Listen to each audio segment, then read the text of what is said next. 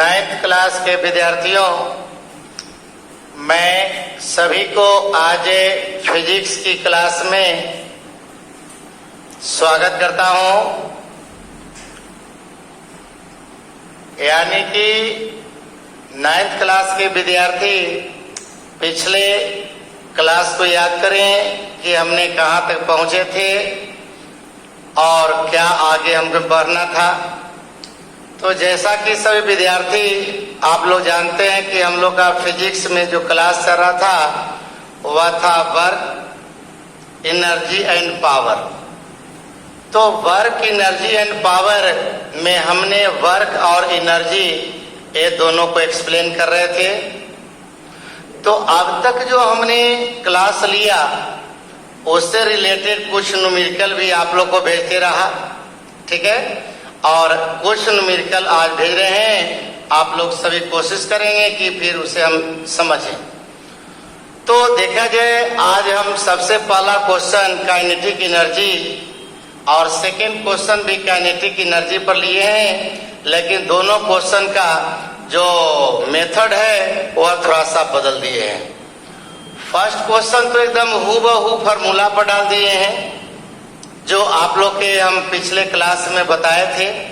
Potential energy, kinetic energy, mechanical energy, ये सारी बात बताए थे नहीं।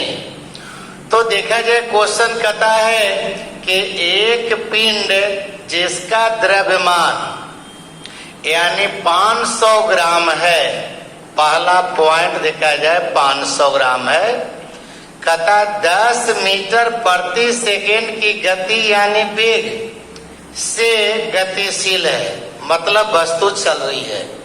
तो कहता है कि वस्तु की गतिज ऊर्जा कितना होगा, ठीक है ना। कौन ऊर्जा? गतिज ऊर्जा पूछ रहा है, जबकि आपको दे दिया है द्रव्यमान और दूसरा दे दिया है वेग। ये दो चीज आपको दिया हुआ है। तो आप लोग सीधा सीधी फार्मूला पर ही उसको यूज कर लीजिए। तो आप लोग को बताए थे कि पिंड का यहाँ द्रव्यमान तो दिया है 500 ग्राम, लेकिन बताए कि द्रव्यमान का एसआई मात्रक, किसका एसआई मात्रक बताओ क्या होता है? बोले जी, हाँ, किलोग्राम होता है। सही बोला तूने।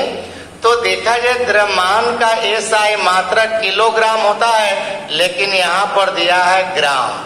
तो सबसे पहले ग्राम को बदल दिए कौन सी में? किलोग्राम में। वो कैसे करोगे? तो बोलो कि 1 केजी में कितना ग्राम? 1000 ग्राम। तो 1000 से इसमें भागा दे दिया, तो ये मान आपका आ गया 0.5 केजी, ठीक है। उसके बाद बताए पिंड का वेलोसिटी, वेग कितना दे दिया? 10 मीटर प्रति सेकेंड। तो बोलिए कि गतिज ऊर्जा बराबर बताते हैं फॉर्मूला क्या, कि हाफ mv² हुआ। कितना हो गया? Half mv²। तो हाफ दिया, m हो गया 0.5 और v हो गया 10, तो 10 गुना 10। तो 2 से 2 बचे 10, अब 55 25 250 दशमलव बैठा दिया, तो बाकी बच गया 25 जूल। कितना बच गया? 25 जूल हो गया। एक मतलब है कि देखा जाए, पिंड की गतिज ऊर्जा जो हुआ वह कितना के बराबर हो गया? 25 जूल के बराबर हो गया, ठीक है। कोई दिक्कत किसी को? आप लोग को कोई दिक्कत नहीं। तो आइए, अगर गतिज ऊर्जा निकालने कहे तो एक फॉर्मूला तो डायरेक्ट ही मार दिया। दूसरा देखिए, गतिज ऊर्जा का फॉर्मूला होता है यानी W बराबर यानी K2 माइनस K1। समझिए, अगर मतलब क्या हो गया? कहता किसी वस्तु पर किया गया कार्य जो होता है उसके गतिज ऊर्जा में परिवर्तन के बराबर होता है। याद कर लीजिएगा बच्चा, नहीं तो नोट कर लीजिएगा कि किसी वस्तु पर बल द्वारा किया गया कार्य उस वस्तु के, क्या बोला? उस वस्तु के गतिज ऊर्जा के परिवर्तन के बराबर होता है। मतलब K2 का मतलब हो गया यानी अंतिम गतिज ऊर्जा, और K1 का मतलब हो गया प्रारंभिक गतिज ऊर्जा। बात समझे हो?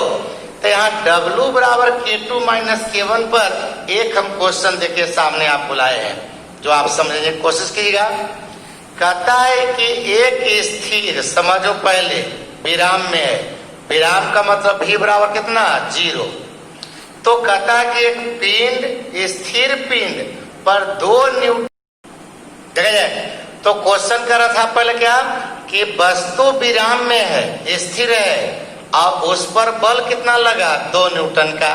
तब 2 न्यूटन का बल लगा था, वस्तु में विस्थापन कितना हुआ 2 मीटर हुआ, है ना। 2 मीटर की दूरी विस्थापित होता है। तो कहता कि पिंड की गतिज ऊर्जा में कितना परिवर्तन हुआ।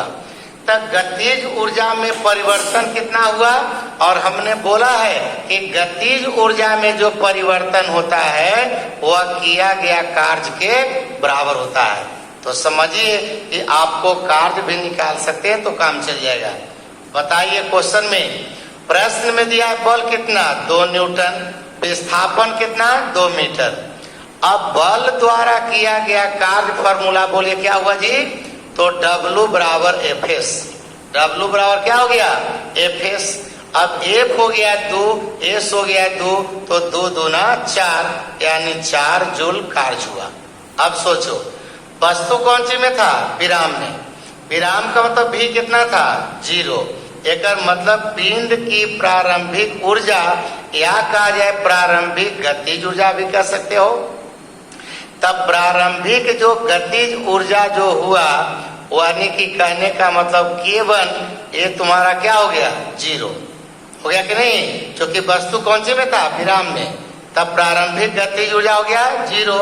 अब पिंड की अंतिम गतिज ऊर्जा, पिंड की अंतिम गतिज ऊर्जा, तब बोलो K2 में से अगर 0 घटा दोगे तो खाली K रह जाएगा।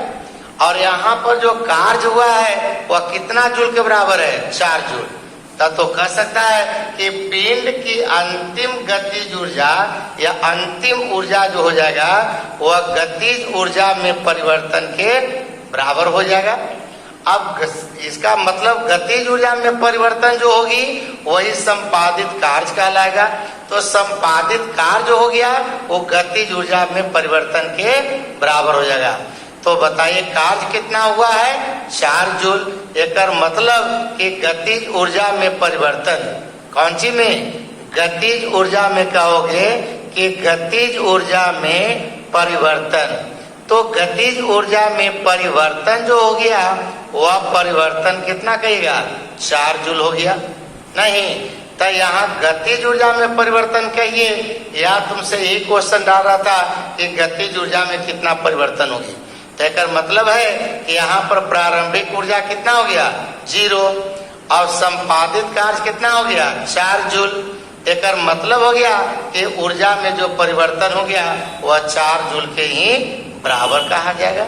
नहीं तो देखा जाए एक गतिज ऊर्जा निकालने का डायरेक्ट फॉर्मूला है, और ये अगर मानते हैं W बराबर K2 माइनस K1 पर अगर निकालना हो तब फिर इस तरह का देखिए आप पुट कर सकते हैं। तो इस तरह का क्वेश्चन आप चैप्टर में मिलेंगे, बनाइएगा। और नहीं तो फिर अगले दिन हम अलग टाइप का क्वेश्चन लेकर के आएंगे। तब तक सभी बच्चों को धन्यवाद, गुड नाइट।